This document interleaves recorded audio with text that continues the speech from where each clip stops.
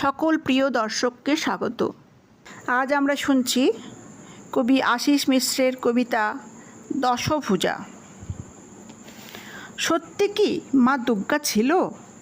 সত্যি কি সে দশভুজা? শরৎ এলেই দেশ বিদেশে জাঁকজমকে তারই পূজা। আগে তিনি কেমন ছিলেন, এখন তিনি অনেক রকম।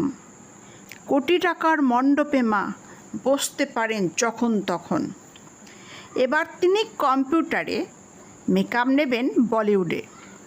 এবার তিনি সুপারহিটে, এবার তিনি দারুণ মোড়ে। মায়ের কাছে বাসনা ছিল করে দে মা ক্রোড়পতি।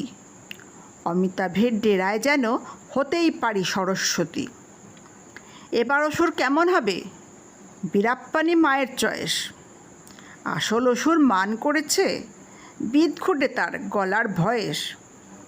তখন মায়ের মনে হলো এইগুলো বেশ জবর খবর। ঘোড়ার ডিম না ডিমের ঘোড়া, লিখতে হবে এটাই টবর। জানবি না মা টবর মানে? দেখবি শুধু খুন খারাপি। গ্রামে গঞ্জে তোকে নিয়েই বললে এখন হচ্ছেটা কি? সেই পাড়াগা কোথায় গেল? অন্ধকারে কাদের হুয়া? সেই পাড়াগায়ে এখন শুধু তেরা জাদু চল গয়া।